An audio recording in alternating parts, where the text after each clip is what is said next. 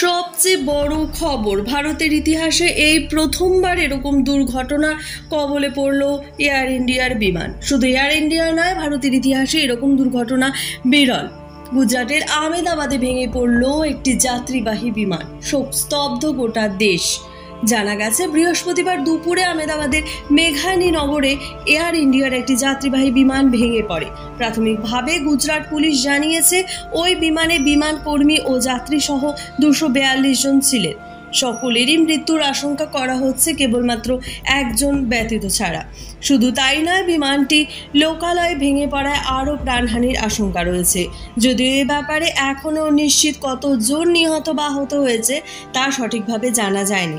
প্রাথমিকভাবে জানা গেছে যে বৃহস্পতিবার দুপুরে আহমেদাবাদ বিমানবন্দর থেকে উড়ানের কিছু সময়ের মধ্যে এই দুর্ঘটনাটি ঘটে। বিমানবন্দরের পাশেই ঘটেছে ঘটনাটি। ভেঙে পড়ার পরে বিমানটিতে আগুন ধরে যায়। বহুতলের উপরে বিমানটি ভেঙে পড়ায় বহুতলটিতেও আগুন ধরেছে। তার আশেপাশে কয়েকটি বহুতলও ক্ষতিগ্রস্ত হয়েছে। ঘটনাস্থলে ইতিমধ্যে 7টি দমকল পৌঁছেছে। আহতদের উদ্ধার করে স্থানীয় সিভিল হাসপাতালে নিয়ে যাওয়া হচ্ছে। জানা গেছে বিমানটি আহমেদাবাদ থেকে লন্ডনের উদ্দেশ্যে যাচ্ছিল। দুর্ঘটনার জেরে আপাতত বন্ধ করে দেওয়া হয়েছে আশেপাশে রাস্তা, চলছে উদ্ধার কাজ। স্থানীয়রা উদ্ধার কাজে হাত লাগিয়েছেন। স্থানীয় সূত্রে খবর, বিমান উড়ানে কিছুক্ষণের মধ্যেই ভেঙে পড়ে বিমানটি।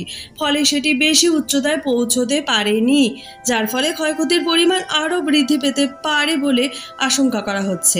জানা গেছে যে জনবসতিপূর্ণ বহুতলগুলির উপর বিমানটি ভেঙে পড়েছে, সেগুলিও ভস্মীভূত হয়ে গেছে। দেশের অসামরিক বিমান পরিবহন নিয়ন্ত্রক সংস্থা জানিয়েছে বোয়িং ড্রিমলাইনার AI-171 বিমানটিতে মোট 242 জন ছিলেন। তাদের মধ্যে 230 জন যাত্রী, 10 জন ক্রু সদস্য এবং 2 জন পাইলট। বিমানের 2 পাইলটের নাম ক্যাপ্টেন সুমিত সবরওয়াল এবং ফার্স্ট অফিসার ক্লাইভ কুন্দর। জানা গেছে ওই বিমানে ছিলেন গুজরাটের প্রাক্তন মুখ্যমন্ত্রী বিজয় রূপানীও। এই দুর্ঘটনার পর গুজরাটের বিমানবন্দরে আপাতত বন্ধ রাখা হয়েছে বিমান ওঠানামা। তবে কী কারণে এই দুর্ঘটনা ঘটল তা এখনও সুস্পষ্ট নয়। ইতিমধ্যে গুজরাটের মুখ্যমন্ত্রী ভূপেন্দ্র প্যাটেলকে ফোন করেছেন কেন্দ্রীয় স্বরাষ্ট্রমন্ত্রী অমিত শাহ। গুজরাটের সরকারকে প্রয়োজনীয় সব ধরনের সাহায্য করার আশ্বাস দিয়েছেন তিনি। এক্স হ্যান্ডেলে গুজরাটের মুখ্যমন্ত্রী লিখেছেন, আহমেদাবাদ এয়ার ইন্ডিয়া বিমান দুর্ঘটনায় আমি শোকাহত। আমি প্রশাসনিক আধিকারিকদের দ্রুত উদ্ধার কাজ শুরু করার নির্দেশ দিয়েছি। যুদ্ধকালীন তৎপরতায় আহতদের চিকিৎসা করারও নির্দেশ দিয়েছি। মুখ্যমন্ত্রী জানিয়েছেন, গ্রিন করিডর করে আহতদের হাসপাতালে নিয়ে যাওয়ার নির্দেশ দেওয়া হয়েছে। আহমেদাবাদ পুলিশের দাবি, বেঁচে রয়েছেন একমাত্র একজন। বিমানে বিস্ময়কর রক্ষা, ভয়াবহ বিমান দুর্ঘটনায় প্রাণ রক্ষা, অবিশ্বাস্য রক্ষা। এক বিমান যাত্রী 11A সিটের যাত্রী প্রাণে বাঁচলেন। হাসপাতালে ভর্তি বিশ্বাস কুমার রমেশ। এই দিন ঘটনাস্থল পরিদর্শনের পর স্বরাষ্ট্রমন্ত্রী অমিত শাহ সংবাদ মাধ্যমের সঙ্গে কথা বলার সময় জানান, বিমানে 1,25,000 লিটার জ্বালানি ছিল। অতিরিক্ত তাপমাত্রার কারণে কারও বেঁচে থাকার সম্ভাবনা ছিল না। তিনি বলেছেন, মৃতদেহ উদ্ধারের কাজ প্রায় সম্পন্ন হয়েছে। পরিবারের সদস্যদের DNA নমুনা সংগ্রহ করা হচ্ছে।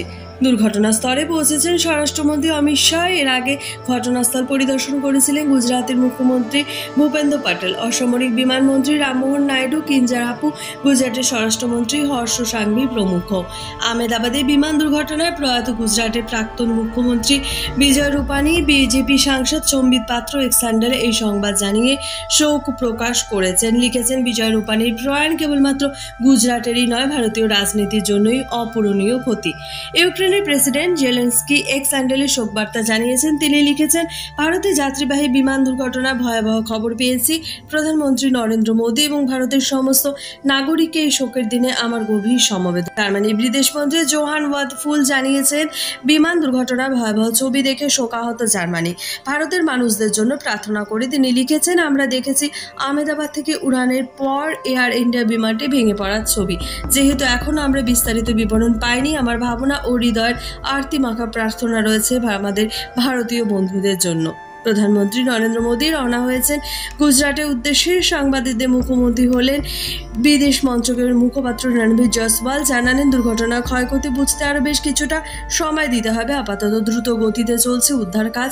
বিদেশি নাগরিকদের বিষয়ে যোগাযোগ রাখা হচ্ছে অন্যান্য দেশের প্রশাসনের সঙ্গে। বিমান দুর্ঘটনার প্রায় 3 ঘন্টা বন্ধ ছিল। অন্যদিকে সম্ভবত মৃত্যু হয়েছে দুর্ঘটনায় এক কানাডিয়ান নাগরিকের। ভারতের কানাডিয়ান হাইকমিশনার শোক প্রকাশ করেছেন গোটা ঘটনা